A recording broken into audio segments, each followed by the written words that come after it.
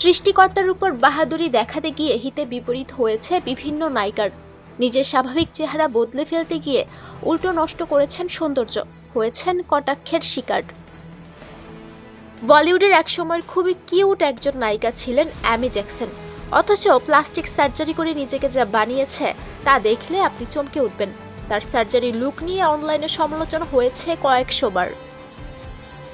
দক্ষিণী সিনেমার এক জনপ্রিয় নায়িকা শ্রুতি হাসান নাক ও ঠোঁটের সার্জারি করিয়েছেন। নাক সার্জারির বিষয়ে শ্রুতি স্বীকার করেন সে ইচ্ছা করে এটা করেনি, বরং নাকের সমস্যা ছিল তাই সার্জারি করিয়েছেন। পরে যখন আবার শ্রুতির লিপ সার্জারি নিয়ে ট্রোল শুরু হয়, তখন তিনি জবাবে বলেন, আমার শরীরে আমি যা ইচ্ছা তাই করব, আমার কৈফিয়ত কেন আমি পাবলিকদের দিতে যাব। ওয়ান্টেড সিনেমার সেই মিষ্টি মেয়েটাকে এখন আর চেনার উপায় নেই। সালমানের সেই সুন্দরী নায়িকা আয়েশা টাকিয়ার চেহারা নিয়ে এখন ট্রোল হয় অনলাইনে। প্লাস্টিক সার্জারিতে মুখের গঠন বদলে ফেলেছেন তিনি।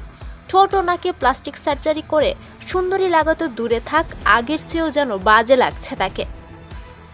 সোনাক্ষী সিনহার ক্যারিয়ারে আসার আগের পিক দেখলেই বোঝা যায় তার চেহারা এবং আকার আকৃতিতে কতটা পরিবর্তন এসেছে।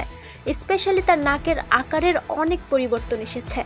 যদিও সোনাক্ষী এই বিষয়ে খোলাসাভাবে কিছুই কখনো বলেনি, তিনি জাস্ট জানিয়েছিলেন তার চেহারায় অনেক পরিবর্তন এসেছে, কারণ তিনি তার ওয়েট লস করে ইন্ডাস্ট্রিতে এসেছেন। জাহ্নবী কাপুরের আগের ছবি আর বর্তমান ছবি দেখলেই বোঝা যায় সে প্লাস্টিক সার্জারির মাধ্যমে কতটা ফেসের পরিবর্তন করেছে। বলিউডের ড্রামা কুইন রাখি সাওয়ান্ত প্লাস্টিক সার্জারির বিষয়ে সবচেয়ে সাহসী এবং স্পষ্টবাদী তারকা। 2007 সালে তিনি প্রথমবার মিডিয়ার সামনে নিজের সার্জারির কথা স্বীকার করে বলেন, যা ভগবান দেয় না তা ডাক্তাররা দেয়। রাখি জানান যে বলিউডে নিজেকে টিকিয়ে রাখতে এবং গ্ল্যামারাস দেখাতে তিনি খুব কম বয়সী ব্রেস্ট ইমপ্লান্টস করান। তিনি সৌন্দর্য বাড়াতে নাক, লিপ ফিলার্স, বোটক্স এবং লাইপোসাকশন করিয়েছেন। রাখিকে প্লাস্টিক বলে ট্রল করা হলে তিনি কড়া ভাষায় বলেন, বলিউডের অনেক বড় তারকারাই সার্জারি করেন, কিন্তু শুধু তাকেই কেন দোষ দেওয়া হয়। শিল্পা শেঠির আগের চেহারা এবং এখনকার চেহারায় ব্যাপক পরিবর্তন লক্ষ্য করা যায়। স্পেশালি তার নাকের শেপটা এখন অনেক শার্প। জানা গিয়েছিল যে শিল্পা একবার নয় বরং দুইবার নাকের কসমেটিক সার্জারি করিয়েছিল। দিশা পাটানি অবশ্যই বলিউডের one of the hottest actress, কিন্তু তার এই হটনেস ন্যাচারালি কিন্তু আসেনি।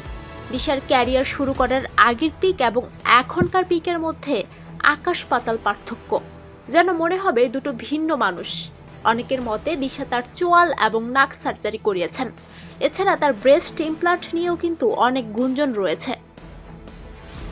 বলিউডের one of the most popular actress Priyanka চোপড়াও কিন্তু তার চেহারায় প্লাস্টিক সার্জারির মাধ্যমে আমূল পরিবর্তন এনেছে। প্রিয়াঙ্কা মনে করেন যে একজন মানুষ তার চেহারায় কোনো পরিবর্তন আনবে কিনা তা সম্পূর্ণ তার নিজের ব্যক্তিগত সিদ্ধান্তের উপর নির্ভরশীল। ক্যাটরিনা কাইফের সৌন্দর্য নিয়েও কিন্তু বিতর্ক রয়েছে।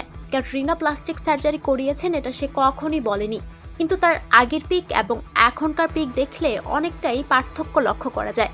মিডিয়া রিপোর্টস অনুযায়ী ক্যাটরিনা তার নাক, ঠোঁট এবং গালের সার্জারি করিয়েছেন। ঐশ্বরিয়া রায়, যাকে বিশ্বের মোস্ট বিউটিফুল উইমেনের খেতাব দেওয়া হয়েছে, তিনিও কিন্তু প্লাস্টিক সার্জারি বিতর্কে জড়িত। মিডিয়া রিপোর্টস অনুযায়ী সে তার সৌন্দর্য বৃদ্ধির জন্য বেশ কয়েকটা কসমেটিক সার্জারি করিয়েছেন, যেমন lip fillers, facial fillers, nose job, এছাড়াও গালের ইমপ্লান্টেশনও সে করিয়েছিল। আনুশকা শর্মার ক্যারিয়ারের একদম শুরুর দিকের পিক এবং এখনকার পিক দেখলে স্পষ্ট বোঝা যায় যে সে তার লিপ সার্জারি করিয়েছেন। ইনফ্যাক্ট সার্জারি করে এমন পাউট শেপ লিপস বানানোর জন্য আনুশকাকে নিয়ে অনেক ট্রোলও করা হয়েছিল। যদিও আনুশকা এসব বিষয় নিয়ে লুকোচুরি করেনি, সে অকপটে স্বীকার করেছে যে সে প্লাস্টিক সার্জারি করিয়েছেন। সে জানায় তার কাছে মনে হয়েছে সে পারফেক্ট মানুষ নয়, সেজন্য তিনি প্লাস্টিক সার্জারির সাহায্য নিয়েছেন। মনি রয়ের অনেক আগের পিক আর এখনকার পিক দেখলে বোঝার উপায় নেই যে এই দুইজন আসলে একজনই।